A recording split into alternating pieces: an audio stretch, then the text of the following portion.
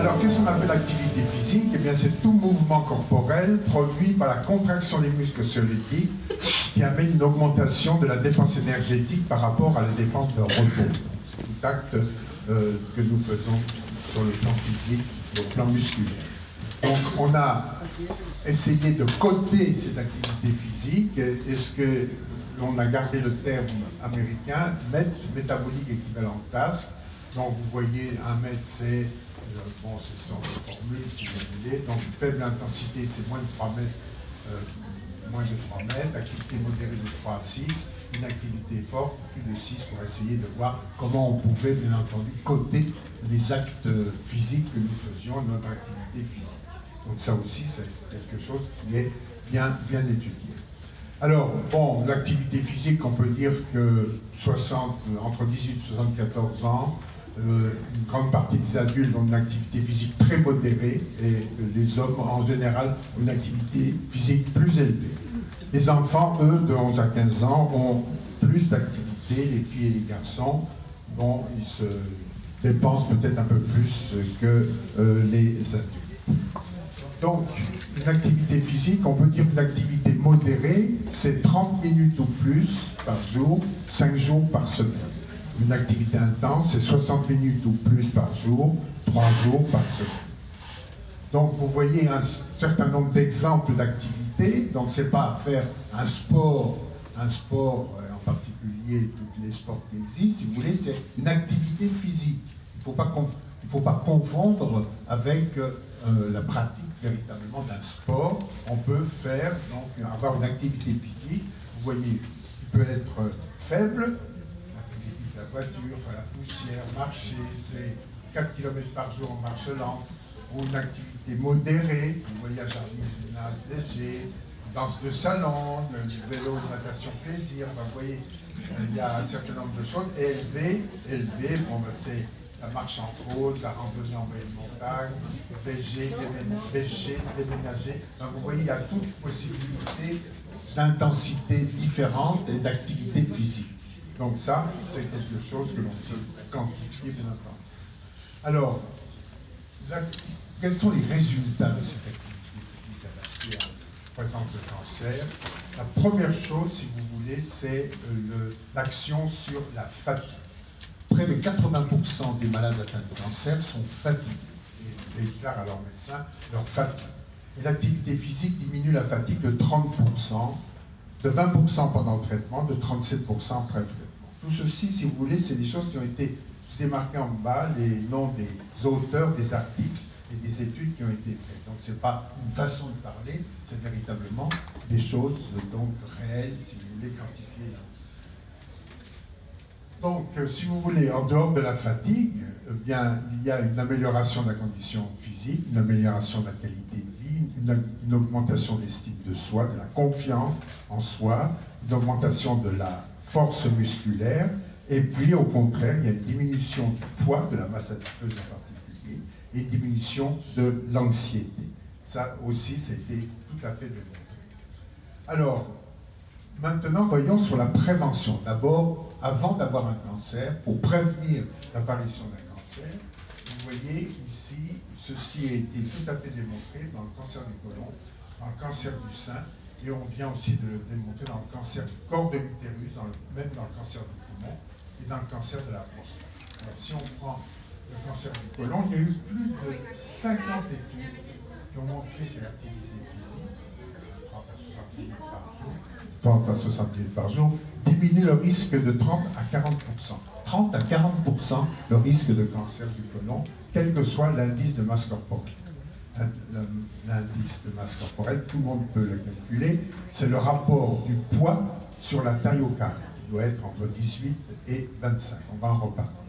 Et puis, il y a eu donc un certain nombre d'études, si vous voulez, par exemple chez la femme, l'activité physique et le cancer du côlon, on voit qu'il y a une diminution de 29% des cancers du côlon chez la femme, un peu moins chez l'homme, 22%. Par contre, dans d'autres cancers de la voie digestive, il n'y a pas d'effet prouvé. Donc vous voyez l'importance en particulier au cancer du côlon. Je reviens sur l'indice de masse corporelle. Vous voyez ici donc l'indice de masse corporelle qui est normal entre 18 et 25, le surpoids entre 25 et 30. Je dois vous avouer que je suis moi en surpoids. Et l'obésité ensuite, l'obésité à partir de 30, qui peut être une obésité normale ou anormale ou une obésité massive. Donc vous voyez l'importance et l'indice de masse corporelle qui est très facile donc à calculer est très important pour voir si l'on a un surpoids particulier. Alors, dans le cancer du sein maintenant, on a vu qu'il y a une diminution du risque avec l'activité physique de 20 à 80% en pré- et en post-ménopause. L'effet est plus important même si l'activité physique a été pendant l'adolescence. Et il y a une meilleure protection sur la prévention des cancers du sein s'il y avait un indice de masse corporelle normal. Ça aussi, tout à fait prouvé. Je vous montre ici les auteurs qui ont fait ces études. Alors, il y a une étude qui a été faite en France tout à fait intéressante. C'est l'étude de E3N de la MGEN qui a fait cette étude chez 100 000 femmes entre 1990 et 2000. Il y avait soit 1 à 4 heures par semaine d'activité physique modérée, de marche en particulier, et il y a une diminution du risque de 13% par rapport aux femmes sédentaires. Pour une activité physique un peu plus soutenue, il y a une diminution du risque de 38%.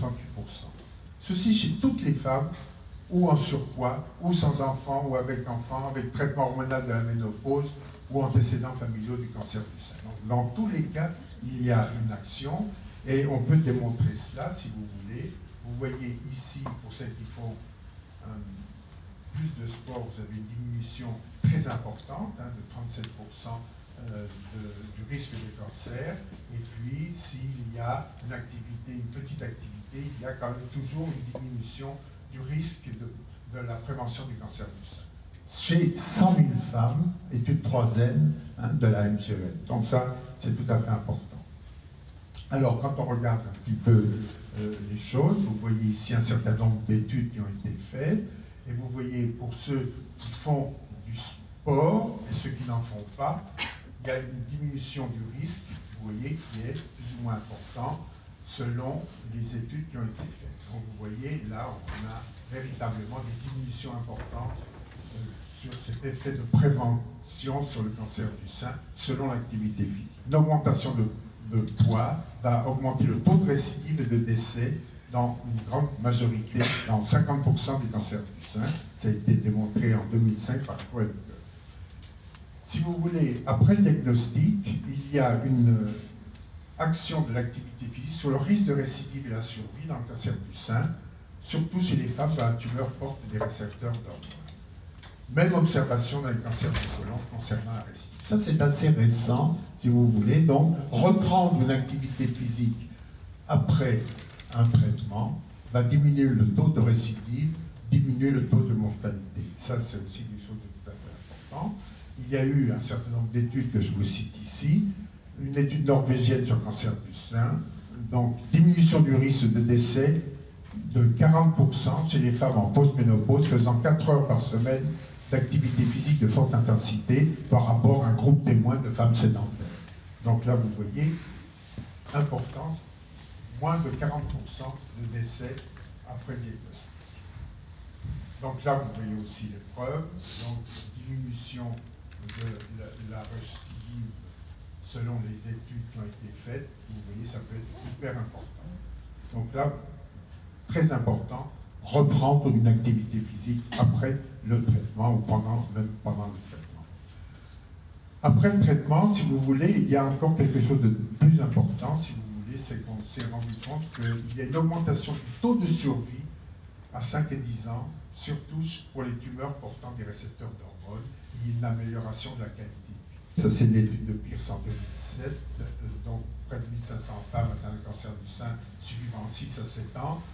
Prenant plus de 5 fruits et légumes par jour, plus une marche de 30 minutes par jour, eh bien une augmentation significative de la survie en comparaison avec le groupe témoin sédentaire. Donc là aussi, confirmation de ce que je vous disais tout à l'heure. Une autre étude, une méta-analyse sur plus de 12 000 patientes en 2011, si vous voulez, il y a une diminution des récidives de 24%, et résultat important, s'il y a des récepteurs d'hormones, pas de gain s'il n'y a pas de récepteurs d'hormones. Il y a des résultats encore plus importants s'il y avait, avant le traitement du cancer, une activité physique importante. Donc vous voyez, de toute façon, un rôle très important de la reprise de l'activité physique, diminution de la mortalité par cancer, diminution de la mortalité toute cause et diminution des récidives.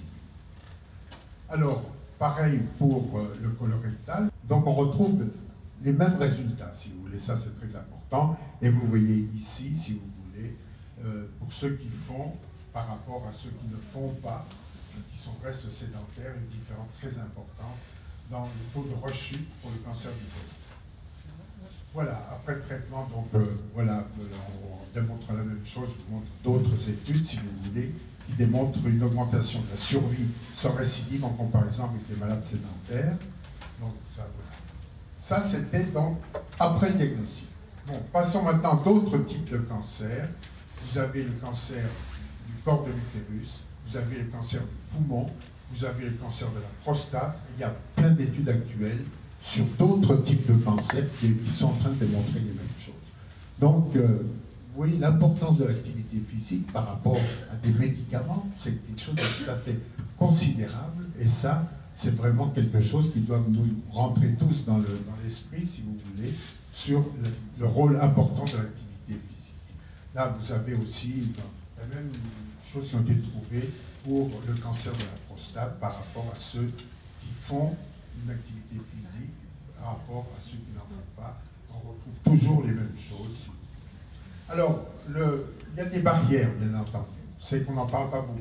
Un certain nombre de médecins, même de spécialistes, commencent à connaître les effets de l'activité physique, et les cancérologues ne prescrivent pas assez l'activité physique chez les malades atteints de cancer.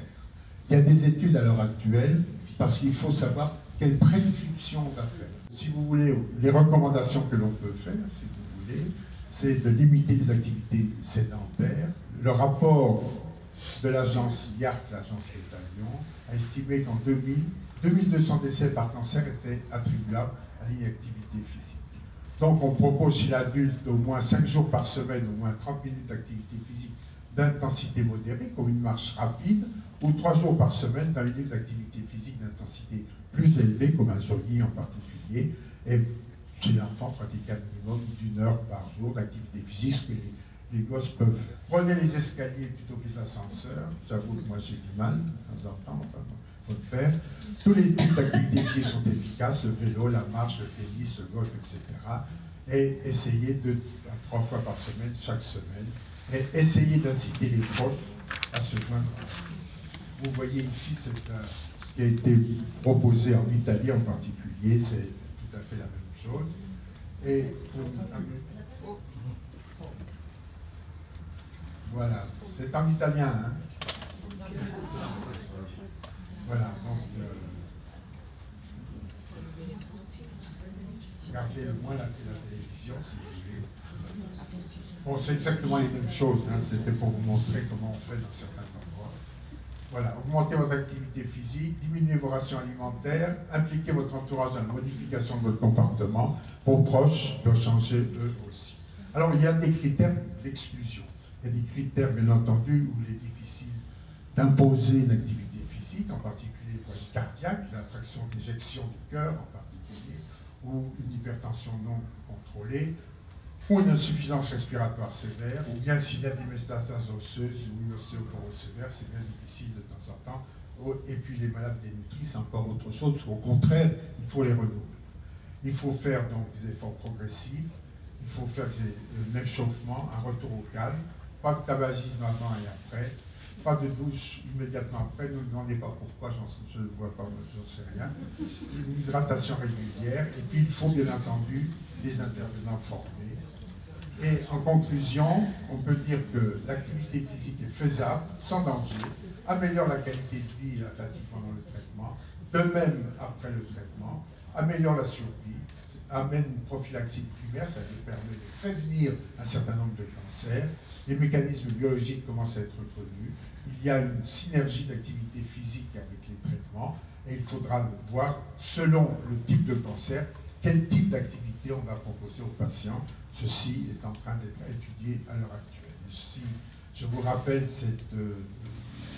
ce qu'a dit Avicenne en 1792, si tu tiens à maintenir en bon état le tempérament de quelqu'un, donne-lui une alimentation appropriée. C'était en 1792, je crois que c'est valable à l'heure actuelle. Et voilà, activité à haut risque. Je vous remercie.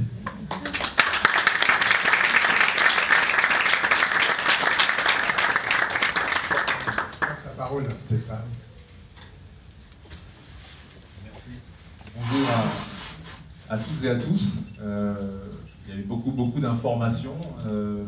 Ce sont des informations que j'ai appris à découvrir aussi avec le temps. Alors, pour ceux qui ne me connaissent pas, moi, j'ai pratiqué le sport de haut niveau dans l'athlétisme pendant de nombreuses années, une vingtaine d'années. Et lorsque j'ai arrêté ma carrière il y a une dizaine d'années maintenant, pas la pratique de l'activité physique et du sport, mais ma carrière de sportif. Et lorsque j'ai arrêté ma carrière, j'ai été énormément sollicité par le monde de la santé à travers différentes institutions, différents acteurs, pour venir faire la promotion de l'activité physique. Par la Fédération française de cardiologie, c'est la promotion des parcours du cœur, qui reprend en termes de recommandations, les recommandations qu'on a pu voir, les recommandations de l'OMS notamment, par l'Association française des diabétiques et par son président, qui m'a dit voilà, c'est un enjeu important pour nous de promouvoir l'activité physique parce qu'on a de plus en plus d'études sous la main qui démontrent de manière formelle l'impact positif de l'activité physique, tant en prévention de ces maladies, donc en prévention primaire, qu'en prévention secondaire. C'est-à-dire la prévention, c'est l'ensemble de ce que l'on doit mettre en place pour éviter la rechute quand la maladie s'est déjà déclarée.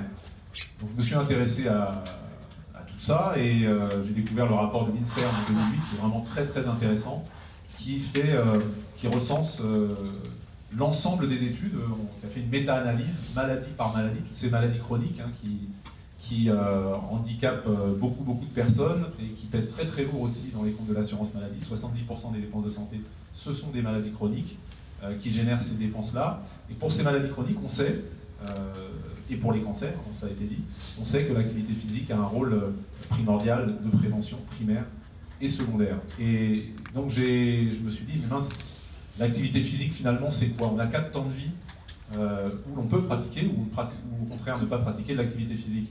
Et les transports, l'activité professionnelle, les loisirs, et puis les tâches quotidiennes ménagères. En gros, ce sont les 4 temps de vie. Et si on regarde l'évolution de l'activité physique, sur 200 ans, sur les 200 dernières années, l'activité physique a été divisée, pas par 1, pas par 2, pas par 3, pas par 4, par 8.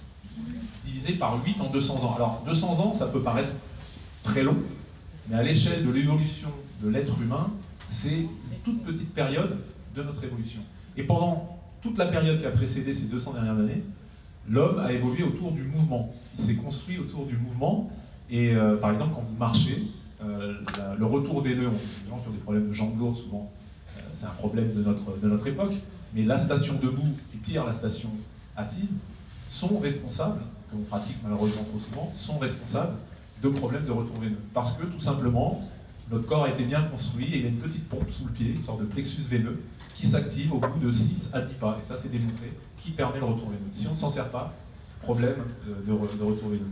On sait aujourd'hui que le cœur, vous savez, on dit la fonction crée l'organe, si on ne s'en sert pas, si on ne lui donne pas d'exercice suffisamment, ben, il va aussi, lui, dépérir. Quand j'étais partenaire de la Fédération française de cardiologie, et je discutais avec le président de la Fédération française de cardiologie, j'ai dit c'est fou, c'est que pour les gens c'est un réflexe d'aller promener leur chien, mais alors pour eux ils ne le feraient pas. Et c'est heureusement qu'ils ont un chien, parfois ça leur permet d'aller se promener, mais si on n'a pas de chien on n'y va pas. Tout le monde a conscience que pour un animal domestique il a besoin de sortir, nous sommes aussi des mammifères qui avons été conçus autour du mouvement. Le problème c'est qu'on l'a oublié et qu'aujourd'hui on se rend compte que les problèmes de sommeil, les problèmes de stress, les problèmes de pathologie comme on a vu sont liés à notre déficit d'activité physique. Si on regarde donc les transports, aujourd'hui ils sont à 80% motorisés, ce qui était bien loin d'être le cas avant. C'est pire dans les zones rurales ou périurbaines, parce qu'il y a un déficit de transport en commun, et paradoxalement, le transport en commun génère une plus grande pratique de l'activité physique dans cette tâche qu'est le transport, dans cette tâche quotidienne. Par exemple, à Paris, en région parisienne, c'est là qu'on est le plus proche de la recommandation de l'OMS en termes de pas à faire par jour. On dit 10 000 pas par jour. Et je vous promets que 10 000 pas par jour, c'est pas facile à faire. 10 000 pas par jour, ça représente entre 6,5 km et 8 km. Et peu de gens marchent 6,5 km et 8 km. Vous savez, j'ai une petite application sur mon téléphone, je m'en rends compte moi-même, mon quotidien ne me permet pas de marcher 6 à 8 km par jour. Heureusement, dans mes temps de loisirs, je suis actif. Donc ça, sur les transports, alors bien sûr, je suis parrain du PNNS, en fait, pour le troisième volet de PNNS, c'est le plan national nutrition santé, qui est un plan quinquennal de promotion justement des bonnes pratiques en matière d'activité physique et de nutrition. Les deux premiers volets étaient très centrés sur la nutrition parce que c'est vrai qu'on a longtemps accusé la malbouffe de tous les maux de notre société, et on se rend compte de plus en plus que la sédentarité est au moins aussi coupable, si ce n'est plus, pour beaucoup de maladies. Et donc sur le troisième volet, il y a eu une volonté d'insister sur le volet activité physique, et donc j'étais parrain de ce programme quand il a été lancé. C'est un programme qui, sur la question des transports, insiste en disant bien sûr montez les escaliers plutôt que de prendre l'ascenseur, descendez une station de bus plutôt pour marcher. Donc c'est pas toujours facile au quotidien, mais malgré tout il faut se battre. Quand on n'est pas chargé, il n'y a aucune raison de ne pas prendre l'escalier pour monter 2 étages. Si on est chargé, on prend effectivement l'ascenseur. Si on a 5-6 étages, mais 2 étages, c'est à la portée de tout le monde. Et il faut être en logique de reconquête au quotidien. Parce qu'il y a une position qui est délétère dans notre quotidien qu'on pratique tous, c'est la position assise. Il y a des études qui ont corrélé le risque cardiovasculaire par rapport au temps passé assis. Quand on cumule assis dans les transports, assis dans son poste de travail. Donc ça, je vais essayer de ne pas vous retenir trop longtemps assis, d'être rapide, justement pour vous laisser l'occasion de bouger. Donc voilà, transport, premier temps. Le deuxième temps, ce sont les métiers, la vie professionnelle, on passe beaucoup de temps. En 1800, les métiers de l'agriculture représentaient à peu près 70-75% des métiers. Aujourd'hui, c'est 3-4%. En plus, le métier d'agriculteur a fortement évolué parce qu'il n'est plus avec sa charrue ou son soc qui traîne lui-même derrière lui, mais c'est complètement mécanisé. Un tracteur, c'est un ordinateur, il y a des ordinateurs dedans aujourd'hui, et l'activité physique du métier d'agriculteur s'est fortement réduite. Et parallèlement, donc, il y a eu la tertiarisation des métiers avec ce que vous connaissez. Si bien qu'aux États-Unis, qui sont toujours en avance pour le meilleur et pour le pire sur notre société, on vend même aujourd'hui des petits postes de travail, comme ça, on met son ordinateur avec un petit tapis roulant. Ça existe, hein, vous allez voir sur Internet. Donc les gens travaillent un peu. Alors, bon, je pense que c'est une vision de l'activité physique très hygiéniste qui ne me convient pas. Mais bon, en tout cas, ça veut dire qu'il y a urgence et qu'ils ont bien pris conscience du problème. Troisième temps d'activité, les tâches ménagères, c'est pas ce qu'on préfère en général. Tout le monde n'a pas l'occasion, le jardinage c'est sympa, mais tout le monde n'a pas l'occasion d'avoir un jardin. Et quand on voit même l'évolution, et c'est symbolique, mais on voit que là encore on perd. Parce qu'avant, qu'est-ce qu'on faisait? On passait le balai, maintenant on passe l'aspirateur, on passe un peu moins de temps et donc un peu moins d'activité physique. Et aujourd'hui, vous voyez les petits robots apparaître. Qui vont, et dans tous les domaines comme ça, l'activité physique a reculé. Et c'est vraiment une bataille de reconquête au quotidien, de dire tiens, est-ce que je ne peux pas faire autrement? Est-ce que là je ne peux pas laisser la voiture? Est-ce que je ne peux pas y aller à pied? Est-ce que je ne peux pas prendre l'escalier? Il faut y penser parce que sinon on nous a complètement dépossédés du mouvement par un mode de vie qui a été organisé avec une exigence qui est la vitesse, la rapidité et la performance. Et donc il nous reste le temps des loisirs. Malheureusement en 2010 on constatait 5 heures devant les écrans. Que ce soit les écrans pour le jeu, les écrans de télé, 5 heures par jour. C'est énorme. On dit 5 heures c'est beaucoup, mais non, quand on compte le temps de travail, 5 heures c'est la moyenne et c'est déjà énorme. Donc on voit bien qu'on est sur les loisirs dans la nécessité de consacrer beaucoup de temps à l'activité physique. Alors une fois de plus, c'est pas le sport. Moi, j'ai fait du sport, je sais ce que ça m'a apporté. C'est pas le sport qui est important, c'est l'activité physique. Et si je me suis intéressé à la question du sport santé, qui est un néologisme aujourd'hui, du sport au service de la santé, c'est que je crois que le sport peut être une solution, s'il sait s'adapter aux problématiques de santé, une solution pour remettre du mouvement. Parce qu'il a une caractéristique bien particulière, c'est que c'est un phénomène social, le sport. On n'en parle pas beaucoup, on voit beaucoup la compétition, mais c'est un phénomène social. Les gens qui prennent licence dans un club sportif, le défaut des clubs sportifs, c'est qu'ils sont trop tournés vers la compétition et que ce n'est pas la volonté de beaucoup de gens. Mais aujourd'hui, les fédérations commencent à changer et à comprendre qu'elles doivent se proposer d'autres choses. La Fédération française d'athlétisme a créé des coachs athlètes santé et a une délégation de la part du ministère pour tout ce qui est marche nordique. Donc aujourd'hui, il y a des clubs qui permettent de faire de la marche nordique qui n'a aucune vocation compétitive parce que les gens sont en attente de ces pratiques-là. Et la grande force du mouvement associatif, c'est qu'au début, les gens y viennent parce que leur médecin, quand leur médecin leur dit vous devriez faire un peu de sport, ça ferait du bien pour votre santé, ils vont prendre une licence dans un club. Au début, ils viennent avec une vision très hygiéniste de la pratique, il faut que je le fasse pour ma santé, mais ça ne me plaît pas forcément. Et puis après, ils commencent à découvrir le plaisir il est souvent social. On trouve des amis, on partage, des gens qui ont envie de faire la même chose. Puis après, on n'y vient plus pour se faire du bien pour la santé, on y vient parce qu'on a envie, parce qu'on y a pris plaisir aussi, on a découvert. Et donc, il faut être très très bien accompagné et avoir de la compétence aussi pour pouvoir accueillir des personnes, que ce soit sur la prévention primaire et encore plus sur la prévention secondaire, parce que là, il y a des risques, des contre-indications. Et aujourd'hui, j'ai créé, avec mon épouse qui est ancienne athlète, une société qui s'appelle Diagana Sport Santé, et on met en place des programmes de recherche en partenariat avec le régime social des indépendants, avec des groupes de prévoyance, pour pouvoir étudier les meilleures stratégies d'accompagnement. Là, on a un programme qui démarre avec des insuffisants cardiaques et des patients souffrant de maladies coronariennes, pour pouvoir voir sur un programme de 6 mois, on va leur proposer de l'activité physique à raison de 2 fois par semaine, plus une qu'ils devront faire par eux-mêmes et avec lesquelles on suivra, en fait, qu'on pilotera. Voir après si dans les 6 mois suivants, par eux-mêmes, ils sont capables de mettre en œuvre une pratique d'activité physique. Alors par eux-mêmes, ça ne veut pas dire tout seul, mais ça veut dire que aller s'inscrire dans une salle et pratiquer, aller s'inscrire dans un club et pratiquer, mettre en place de l'activité physique avec un groupe d'amis qu'ils ont rencontré là ou qui ont envie de mettre, pour voir quelle stratégie pour créer cette autonomie. Parce que comme pour le sport de haut niveau, l'essentiel, c'est la durée et la durabilité de la pratique, l'ancrage dans le quotidien ou dans le programme hebdomadaire d'une pratique d'activité physique suffisante. Et le secret, ça a été dit, c'est le fait que ce soit adapté, ça c'est une chose, et après c'est la durée, la fréquence et l'intensité.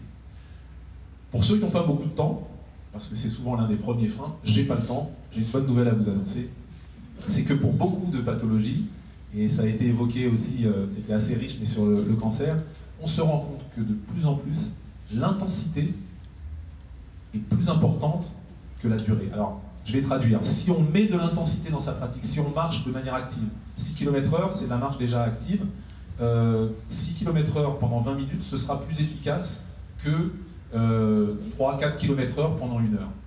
Donc ça veut dire qu'on peut caser de l'activité physique efficace entre midi et 2 sur son lieu de travail, en prenant des bâtons de marche nordique, en allant marcher tout simplement, en faisant un peu de vélo s'il y a une salle pas loin, si on y met un petit peu plus d'intensité. Alors, dès qu'on va monter dans l'intensité, plus on monte dans l'intensité, plus il est nécessaire avant de s'assurer qu'on peut bien pratiquer, pour des raisons cardiaques notamment, une pratique avec de l'intensité modérée. Il ne s'agit pas d'être à 100%.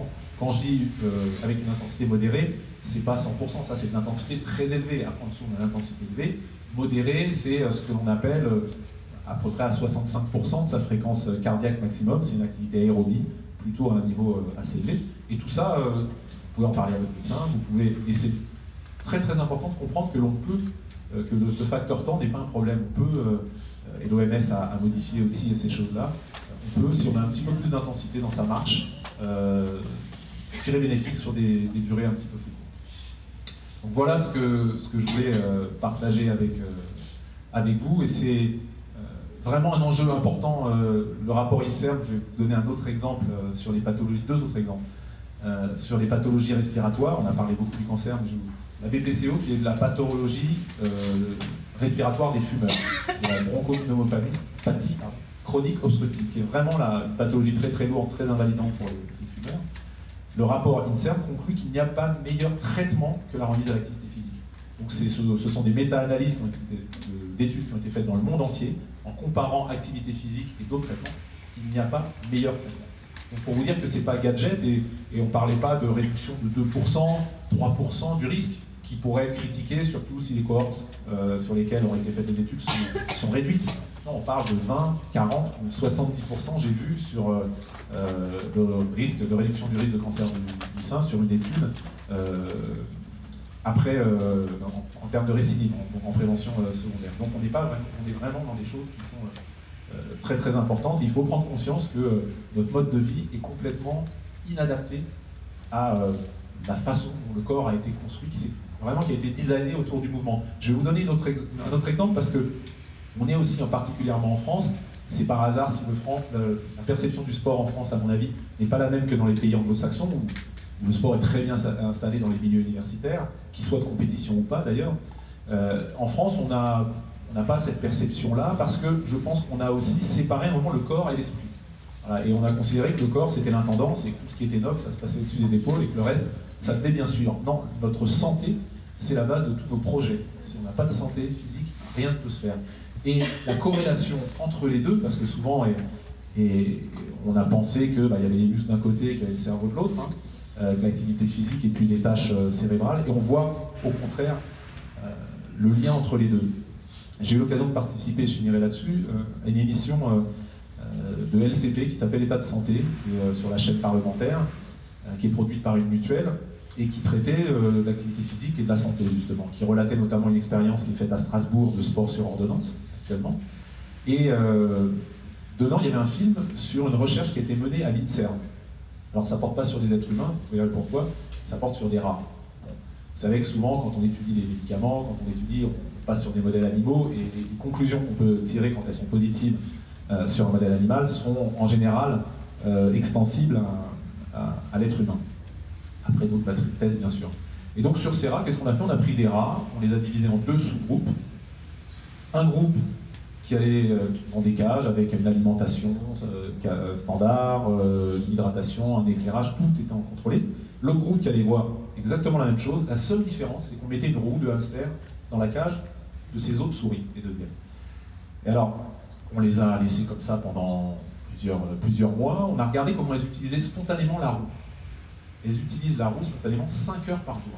Personne ne les force. Donc c'est qu'elles ont encore conscience que c'est sans doute un besoin vital. Nous, on l'a sans doute oublié. Et après, on a tué ces souris, on a fait des coupes au niveau du cerveau sur une zone qui s'appelle l'hippocampe, qui est une zone qui est particulièrement importante sur tout ce qui est apprentissage, phénomène cognitif, et qui est identifié aussi comme étant impliqué dans les problèmes d'anxiété, de dépression et probablement dans certaines maladies neurodégénératives. Et quand on a fait ces coupes-là, c'était assez saisissant la différence. C'est-à-dire que vous avez un hippocampe, des souris très actives, qui étaient complètement irriguées d'un réseau de vaisseaux sanguins, d'un réseau de neurones, puisqu'on sait que dans cette zone-là, avant on pensait que tous les neurones disparaissaient à partir d'un moment, on sait qu'il y a une neurogénèse de l'hippocampe, la neurogénèse hippocampique à l'âge adulte, qui existe chez les souris, mais chez l'homme aussi. Et là, il y avait un réseau de neurones vraiment très très riche. Parce que, en fait, l'activité physique amène ce réseau capillaire amène des facteurs de croissance, et les facteurs de croissance permettent aux neurones de pousser. De l'autre côté, mais c'était d'un rapport, c'est pas, là une fois de plus, c'est pas 1 pour 2, là où il y avait un neurone, il y en avait 2 de l'autre côté, c'est 1 pour 20. Quand vous voyez la photo, c'est saisissant de l'autre côté, c'est presque un désert en termes de neurones. Et on voit que, la chercheuse qui conclut dans cette émission, dit clairement que chez l'homme c'est probablement comparable et que les maladies neurodégénératives que l'on connaît peuvent probablement être imputées aussi à notre mode de vie. Il n'y a pas de raison que ça se déclare autant comme ça aujourd'hui alors que ça se déclarait moins avant. Et c'est probablement notre sédentarisation qui s'est encore accélérée ces dernières années. Ce qui est intéressant, c'est qu'on peut se remettre à l'activité physique et en tirer bénéfice à n'importe quel âge. Je vais vous donner un facteur, il n'est jamais trop tard. C'est pas une mauvaise excuse, voilà, et ça pourrait être une excuse, le temps, je vous l'ai dit, c'est pas la peine, j'ai pas le temps.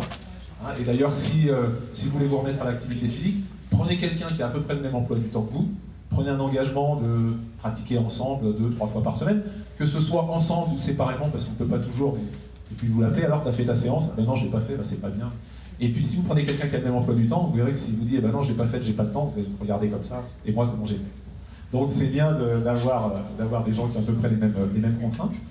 Et donc je vous parlais d'un indicateur, tout à l'heure il a été évoqué, quand on parlait de MET, pour mesurer le niveau d'activité physique en millilitres d'oxygène consommé par minute et par kilo de poids de corps. Donc c'est bien une puissance parce que c'est des millilitres par minute et par kilo de poids de corps. Donc c'est notre cylindrée cardio-respiratoire. Un grand champion, je vais prendre Martin Fourcade, biathlon, d'endurance, c'est 90 de VO2 max, c'est-à-dire 90 millilitres par minute par kilo quand il est au maximum. C'est énorme, c'est une capacité à consommer de l'oxygène et des sucres qui est énorme, qui est phénoménale. À l'opposé, l'entrée dans la dépendance a été identifiée sur ce critère-là à 15. Quand vous êtes à 15 millilitres par minute et par kilo de poids de corps, on considère que vous n'avez plus l'autonomie, la capacité respiratoire, et forcément la capacité musculaire, parce que plus vous perdez sur le plan respiratoire, plus c'est difficile de marcher. Donc plus c'est difficile de marcher, plus vous perdez musculairement. On appelle ça la sarcoplénie, qui est un phénomène naturel avec le vieillissement, mais qui peut être accéléré encore si vous êtes très sédentaire. Et c'est un peu, il faut renforcer et garder la tonicité musculaire. Donc dans vos programmes d'exercice, il faut monter des escaliers, il faut faire de la marche en côte, parce que la mobilité, c'est aussi le muscle, c'est pas que le cœur. Et les deux sont dépendants, l'un est dépendant de l'autre. Et donc 15 millilitres, quand on y arrive à 90 ans, c'est à peu près normal. Quand on y arrive à 70 ans, c'est tout à fait anormal. Et c'est lié à la sédentarité. Et sur ce paramètre-là, pour vous dire qu'on peut toujours regagner, quelqu'un qui remet en place un programme d'activité physique à 60 ans, par rapport à quelqu'un qui remet en place un programme d'activité physique à 40 ans, ils ne vont pas partir sur la même ligne de départ en termes de VO2 max, mais ils vont gagner le même pourcentage par rapport à leur VO2 max. C'est-à-dire que le stimulus d'entraînement va avoir le même effet d'adaptation du corps qu'on ait 40, 60 ou 70 ans. Ça, ce sont des études aussi qui ont été données. Donc voilà, vous avez l'avenir devant vous en termes de sport et de progrès, si vous voulez vous y remettre. Mais voilà, il ne faut pas se décourager, il faut prendre du temps, s'adapter la pratique. Et dans la régularité, vous trouverez bien d'autres effets positifs, parce que sur le sommeil, il y a des études qui ont été faites aussi, le lien activité physique et sommeil, et bien sûr sur le stress. Il faut comprendre que le stress est quelque chose de bien au départ, naturel, que là aussi il a été conservé dans le temps parce que c'est un phénomène de protection. À l'époque des mammouths, c'était bien d'avoir du stress pour réagir et puis pour pouvoir courir vite, ou pour pouvoir l'affronter, si on était très, très vaillant ou à plusieurs. Et donc ça c'était quelque chose. Le problème c'est qu'aujourd'hui le stress, ça c'était des phénomènes exceptionnels, il est plus répété.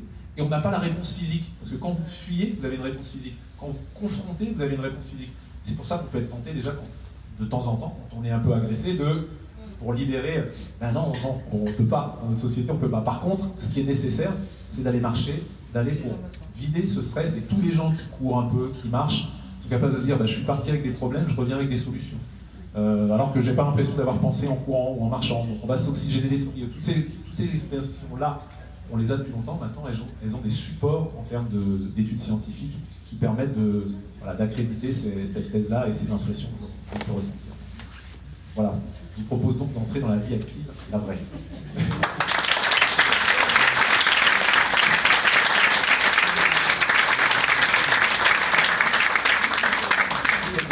Des questions-réponses? Oui. Oui, je vais avoir l'occasion d'en parler. Je vais peut-être prendre des questions-réponses après. Dans cette société qu'on voudrait idyllique, pourquoi attendre d'être malade pour se remettre au sport? Qu'est-ce qu'on peut envisager et qu'est-ce qu'on envisage à l'heure actuelle pour les enfants? Puisque l'éducation physique à l'école, c'est un tout petit pourcentage. Il faut attendre plutôt le collège, voire le lycée pour avoir un peu plus d'heures. Qu'est-ce qu'il faut faire et qu'est-ce qu'on préconise à l'heure actuelle pour tous ces petits bouts, pour justement les mettre dans cette spirale du sport?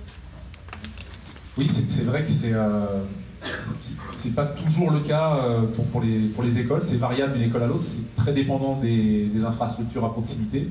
Parce que quand vous avez des infrastructures un peu éloignées, qu'il faut faire 20 minutes pour marcher, derrière 10 minutes pour que les enfants changent à nouveau, ils ont finalement, au lieu d'avoir une heure de sport, ils ont qu'une demi-heure. Donc une école à l'autre. Mais c'est vrai que c'est pas ancré. J'ai participé aussi à la rédaction d'un rapport sur sport et université, avec toutes les dimensions, le sport en tant que facteur aussi d'apprentissage, il y a la dimension santé, mais il y a aussi les apprentissages, le travail en équipe, le dépassement de soi que l'on peut apprendre sur un terrain. Et pour moi, je dis toujours, qu'il soit de compétition ou pas, le sport est une formidable opportunité éducative pour vivre ensemble aussi. Donc il y a un gros travail encore à faire, mais comme je vous le disais, parce que même quand j'ai discuté avec certains présidents d'université, on sentait que le sport c'était un problème. C'est pas une opportunité, c'était un problème. Et c'était jamais intégré dans le projet académique, dans le projet de formation, comme ça l'est dans les universités. Les universités les plus prestigieuses aux États-Unis ou en Angleterre ont des régates royales, les régates de Cambridge, Oxford en aviron, c'est une institution. Mais parce que ça a été pris dès le début comme un outil de formation dans toutes les grandes universités américaines, c'est pareil.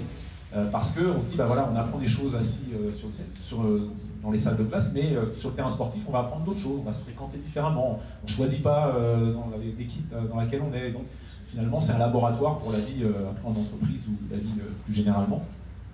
Donc on a ce problème-là. Et avec certains présidents d'université, je les ai un peu bougés sur la question de la santé. Je dis, mais si vous ne le faites pas par conviction, parce que sur le plan académique, vous pensez que ça ne sert à rien, faites-le au moins pour la santé. Aujourd'hui, il y a des études qui sont formelles sur le nombre d'heures passées qui sont corrélées à des risques.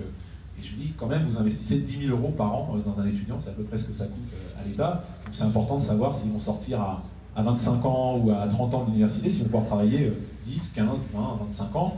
Et puis à un âge où on parle de la retraite à 65 ans, il faudra qu'on puisse y aller aussi quand même. Donc je dis, faites quelque chose, il y a une responsabilité. Mais c'est vrai qu'on a ce problème-là encore chez nous, et de perception du sport, parce qu'il y a une vision aussi intellectuelle qui a été très dégradante pour le sport. Ça a longtemps été tout dans les muscles, dans la tête. Aujourd'hui, c'est un peu différent parce que les gens se rendent compte de ce que peut être le stress, ce qu'ils le vivent aussi au quotidien, et de ce que ça nécessite comme capacité mentale à mobiliser le jour d'un grand rendez-vous, et à mobiliser au quotidien aussi pour se tenir à un objectif.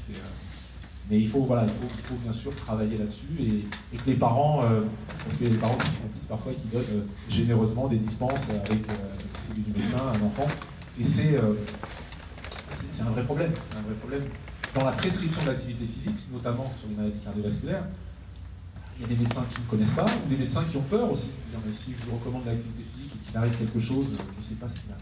Et un médecin, à mon avis, pourrait être condamné parce que si quelqu'un dit, bah voilà, il m'est arrivé cet accident et mon médecin m'a dit de faire du sport, mais il ne sera jamais condamné pour avoir maintenu dans la sédentarité quelqu'un, alors que c'est sans doute plus dangereux que de prescrire du sport s'il est bien prescrit.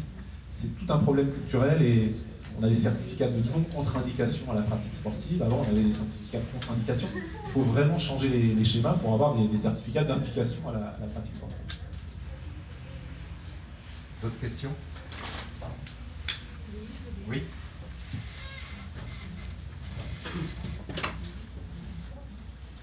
Oui, je voulais vous demander s'il y avait des programmes de prévus au niveau de la médecine du travail, parce que là aussi, il y a une éducation des chefs d'entreprise et une éducation des équipes, tout simplement. On voit que dans certaines grandes entreprises, toujours anglo-saxonnes, il y a des lieux d'entraînement qui sont prévus sur place, au travail, que les employés peuvent utiliser au moment où ils sentent qu'ils en ont besoin. Chez nous, c'est inexistant, on va dire ça comme ça. Est-ce qu'il y a un programme de prévu pour justement sensibiliser les chefs d'entreprise et peut-être aussi un programme contraignant, si ça existe? Alors, il y a des programmes contraignants, ils peuvent être inclus en tout cas dans tout ce qui est la prévention des PMS, la prévention des risques sociaux. Donc ça peut, la partie activité physique est abordée, en tout cas moi je l'ai entendu aborder dans ce cadre-là souvent. Et vous savez, parfois le problème il est simple, on veut que les gens viennent à vélo, mais si vous venez de loin à vélo, qu'il fait chaud l'été, vous pouvez avoir envie de vous changer, de prendre une douche en arrivant, ou si vous voulez faire une marche active ou un peu sans avoir d'infrastructure, un footing près de votre entreprise parce que l'environnement le permet, vous voulez pouvoir avoir un vestiaire, prendre une douche, et ça souvent c'est inexistant dans les... Donc ça c'est vraiment une demande à faire de la part, ça joue au niveau des CHSCT, ça joue au niveau des CE d'entreprise, et c'est vraiment une bataille à gagner parce qu'on est très en retard là-dessus, souvent dans les entreprises, voilà, il y a une douche il n'y en a qu'une, et puis elle est à moitié hors service, et ça je l'ai vu de manière assez fréquente. Donc quand on met déjà ça en place, on fait un petit parc à vélo, on augmente la pratique et le fait que les gens viennent à vélo. Ça a un impact sur la santé, mais d'un point de vue développement durable, on sait aussi que tout est lié, que ça a un impact aussi positif. Bonjour, j'aimerais savoir si les activités comme celle du Qigong ou du yoga ont un impact aussi positif que les activités sportives plus connues en salle, par exemple. Alors, ces activités ont un impact, ça a été aussi étudié sur le plan psychologique, sur le plan de la relaxation et sur le plan du stress. En revanche, en termes dont on parlait de MET, en termes de dépenses énergétiques, elles doivent être complétées par des activités, surtout si on est très sédentaire dans son quotidien. Je parlais transport, métier, activité activité professionnelle et puis tâches ménagères, par des loisirs plus actifs et donc des activités de marche modérées, soutenues. Il faut l'avoir en complément. Par contre, c'est très bien pour le système nerveux, pour l'aspect musculaire aussi, pour la souplesse et pour l'aspect psychologique. Ça a été démontré. Je trouve que votre discours est extrêmement clair et en même temps très élaboré. Et j'avais deux questions. D'abord, ou une remarque d'abord, c'est que là c'est sport et santé. Et sur le plan, moi je suis prof de santé publique, le sport en fait, moi j'aurais tendance à dire c'est plutôt dangereux. Et c'est plutôt quelque chose qui du point de vue de la sécurité sociale coûte très cher. Quand on voit le lundi matin le nombre de gens qui sont blessés pendant le week-end, c'est quelque chose qui est... On n'en parle pas très souvent, mais c'est vrai que c'est quelque chose qui reste très, très lourd. Donc ce qui est très, très bien dans votre discours, c'est que vous avez séparé effectivement le sport, parce qu'en France, le sport est associé à la compétition. Et il va falloir découpler absolument ça, parce que la compétition, effectivement, elle a des dangers qui sont liés à la compétition, on va à la limite, et effectivement, il y a des compétitions. Donc je pense qu'un des premiers points, c'est de découpler la compétition du sport, de l'activité physique. Le deuxième point, c'est qu'il faut effectivement qu'on arrive à changer les mentalités, parce que tant dans le milieu du travail qu'à l'université, moi je connais à l'université, et dans le milieu scolaire, le sport ou l'activité physique, c'est considéré comme l'activité de ceux qui n'arrivent pas à faire autre chose. Voilà, donc on est bon en sport parce qu'on n'est pas bon ailleurs, mais ceux qui sont bons ailleurs, par définition, sont pas bons en sport. Et sur le lieu du travail, c'est impossible. Moi j'ai un centre de prévention, j'ai essayé de faire installer des douches pour le personnel, pour qu'ils puissent avoir une activité physique et installer des machines de training. Ça a été impossible, c'est pas possible. Je ne sais pas comment si vous arrivez, comment vous arrivez à promouvoir ça. Matériellement, c'est possible. La volonté, après, elle n'y est pas, mais ça va être possible sur le plan matériel, mais après, la volonté n'y est pas, et c'est ça le problème. C'est qu'on un directeur d'hôpital d'installer ça, c'est impossible. Non, mais alors, par rapport à la première question, effectivement, le sport, il y a une incompréhension et il y a une responsabilité sans doute des fédérations qui a un prisme depuis longtemps sur le sport, c'est le sport, la compétition. Quand vous jouez avec votre enfant au tennis de table, si vous avez une table chez vous, vous allez faire un jeu, mais il n'y a pas, c'est du sport aussi. Et aujourd'hui, la définition, elle va même plus loin que ça, puisque le Conseil de l'Europe, en 2004, a donné cette définition du sport, qui est complètement en parallèle avec la définition de la santé de l'OMS. Et c'est ça qui est assez surprenant, c'est que dans la définition de la santé de l'OMS, l'OMS dit que la santé, ce n'est pas l'absence de maladie, mais c'est le bien-être physique, psychique et social aussi. Et dans la définition du Conseil de l'Europe, ils définissent le sport comme toute activité physique contribuant au maintien ou à l'amélioration du bien-être physique, psychique et social, qu'il soit de compétition ou non. Voilà. Et donc, activité physique, la marche nordique, dans cette définition-là, vous allez marcher, c'est du sport.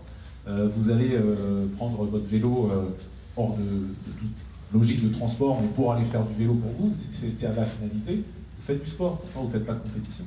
Et donc c'est vrai qu'il y a cette incompréhension-là. Après, le sport de haut niveau, bien sûr, qu'il a ses travers, comme toute pratique excessive, et c'est ce qui fait le parallèle entre le sport et le médicament, c'est qu'il y a une question de posologie qui est à étudier encore. Pour un cancer du sein, c'est peut-être pas, un jour on saura que c'est peut-être pas la même posologie et la même intensité de pratique qui va être la plus efficace que pour un cancer du côlon. Pour telle ou telle maladie, on découvrira que c'est plutôt telle pratique que telle autre pratique. Et ça, c'est tout un champ d'études sur lequel, avec la société que j'ai créée, Diagana Sport Santé, on veut travailler donc sur insuffisance cardiaque et maladies coronariennes, mais on envisage d'autres projets aussi de recherche pour pouvoir, à terme, voir quel est le meilleur sport pour tel problème.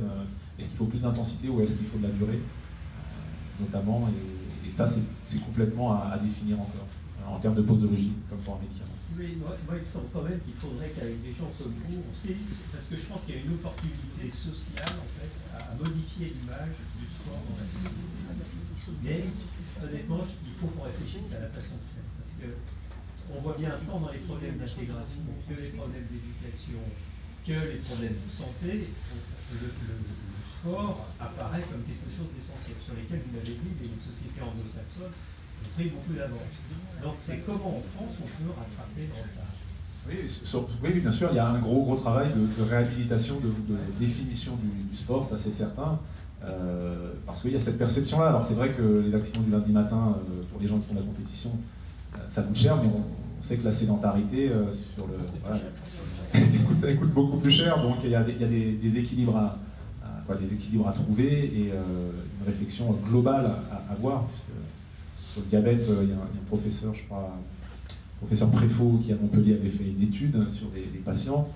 Un diabétique en moyenne, c'est prise en charge d'assurance maladie, c'est 5 000 € par an. Donc 3 millions de diabétiques, c'est 15 milliards. Donc quand on voit que l'État cherche un peu d'argent, sur cette problématique-là, ils avaient réduit en 1 an les dépenses de santé. Le groupe pratiquant n'avait pas eu d'hospitalisation par rapport à un groupe témoin. Et donc il y a potentiellement aussi une création d'emplois, parce qu'il faut des emplois qualifiés pour encadrer ces pratiques-là. On ne peut pas mettre ça dans les mains de n'importe qui, parce que ce sont des publics particuliers, tant en termes de psychologie, il faut les remettre à l'activité physique, que sur le plan physique et de la santé. Et donc peut-être que ces emplois-là pourraient être financés sur de la réduction de dépenses de santé, en réduisant les hospitalisations. Et voilà, c'est tout ça qui est à réfléchir dans un modèle global. Alors, ça sera la dernière question. Désolé si on veut rester dans le timing. Excusez-moi, ce n'est pas vraiment une question, mais je voulais juste faire un témoignage et je voulais souligner particulièrement, remercier le professeur Gilbert qui est ici, je veux souligner l'action de la Ligue contre le cancer et de tous les gens qui y travaillent, parce que je la souligne parce que c'est elle qui m'a permis de renouer avec l'activité physique et de me rendre compte de son importance. Et donc je trouve que c'est très important de souligner que les personnes ici proposent des activités, donc ça a un impact physique et aussi psychologique très très important quand on est atteint du cancer. Donc je voulais profiter de l'occasion pour le dire.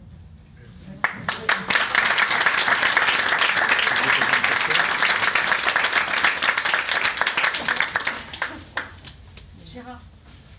Oui. J'aurais bien voulu. Tu veux Allez, une dernière, puisque c'est vrai que c'était pas une question, mais je vous promets, c'était pas préparé. Je remercie donc les témoignages et votre présence en effet qui font du bienfait du sport. Je reviens un petit peu envers tout le monde par rapport au sport pour les enfants. J'ai envie de dire aujourd'hui il y a beaucoup d'activités physiques qui se font, que l'on peut faire à l'extérieur de l'école. Que ce soit dans les entreprises, maintenant il y a beaucoup d'entreprises qui ont mis en place de l'activité physique, que ce soit sur Sofia, sur Paris, il y en a beaucoup plus, ça vient beaucoup plus. Et pour les blessures du lundi, c'est vrai que on est beaucoup plus encadré de partout par des coachs ou autres pour éviter justement les blessures. Et je pense qu'aujourd'hui justement vous avez fait la différence entre le sport qui va jusqu'à la compétition et l'activité physique de bien-être. Les gens s'orientent beaucoup plus sur le bien-être, veulent se faire du bien. Nous, en l'occurrence, donc par le biais de la Ligue, et en fait, je suis la prof de gym qui est à la Ligue par le gym après cancer. Les filles se sont lancées à faire le semi-marathon qu'il y aura en avril. Là, vous le savez, vous l'avez vu, les articulations risquent de prendre d'autant plus entre les traitements et la course à pied, parce qu'on peut se blesser aussi dans le sport. Mais en le faisant petit à petit, ça fait depuis le mois de décembre qu'elle court et il n'y a aucune blessure et pourtant elles seraient les premières à pouvoir en avoir. Donc voilà, je vous suis dans ce que vous dites et au sujet de ce sport. Oui, je finirai justement sur la course à pied, les problèmes de genoux, qui a souvent été accusé. Il n'y a pas d'études aujourd'hui qui démontrent qu'on vieillit plus mal au niveau articulaire, au niveau des genoux, quand on est coureur à pied pratiquant. Il y a une étude qui a été faite à Stanford, par l'université de Stanford, sur une population, le début du jogging dans les années 80 au moment des Jeux de Los Angeles, qu'ils ont suivi pendant 20 ans. Et ils n'ont pas constaté de différence sur les problèmes de disques vertébraux, sur les problèmes de genoux. Par contre, ils ont constaté statistiquement beaucoup de différences en termes de qualité de vie, en termes de maladies, en termes de morbidité, en termes Donc il y a vraiment, bien sûr qu'il peut y avoir ponctuellement, surtout si c'est mal encadré, surtout si c'est pas adapté. Maintenant, si la durée, la fréquence, la progressivité aussi, c'est ça souvent qui fait défaut, c'est que les gens n'ont rien fait pendant beaucoup de temps, et puis d'un coup ils s'y mettent. Moi j'en ai fait beaucoup, mais ça a été progressif, et aujourd'hui, j'ai pas de séquelles ni articulaires, ni au niveau des genoux, et au niveau cardiovasculaire, j'ai plutôt un système qui fonctionne à peu près bien. Donc si on le fait de manière raisonnée, et c'est ça le problème, c'est que beaucoup de gens aujourd'hui se disent « j'ai rien fait, je vais y mettre ». Et là, si on le fait de manière déraisonnée, on va avoir beaucoup de traumatologie. Bon, j'avais dit que c'était la dernière, mais je crois. Une toute dernière, rapide. C'est rapide de ma part, ça sera peut-être commun. Parce que j'ai été interpellée par quelque chose que vous avez dit précédemment, qu'il faudrait peut-être envisager d'étudier la postologie par rapport à la maladie. Et moi, je suis comme beaucoup de gens, on m'a dit, plus tu oxygènes tes cellules, et mieux c'est, et plus tu fais du sport ou de l'activité, et mieux c'est, de façon générale, comme on l'a bien dit, toute la matinée. Et là, vous nous dites qu'il y a une postologie qui peut être différente suivant la maladie de la personne. Et ça m'interpelle. Non, je dis que c'est à étudier. C'est à étudier sans doute que pour... je pense que quand on est très loin de l'activité physique, avant d'être trop dans l'activité physique, il y a une marge. Donc je pense que l'encouragement à pratiquer, il est dans cet esprit-là. On imagine que vous n'allez pas vous mettre du jour au lendemain à faire un marathon ou à préparer l'Ironman. Donc on vous dit, allez-y, c'est pour vous encourager progressivement, mais allez-y, plus vous allez amener l'oxygène. Mais sans doute que l'on verra justement que, parce que les activités physiques sont différentes et l'intensité n'a pas le même effet hormonal que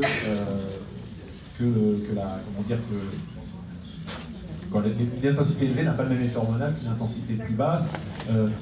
Faire des activités, avant pour maigrir, on disait qu'il fallait faire des heures et des heures de fatigue. On se rend compte aujourd'hui, il vaut mieux faire moins à plus forte intensité, tout simplement parce que les heures que vous pratiquez sont importantes en termes de dépenses caloriques, mais derrière, quand l'organisme va, lui, se régénérer, il va augmenter son métabolisme de base.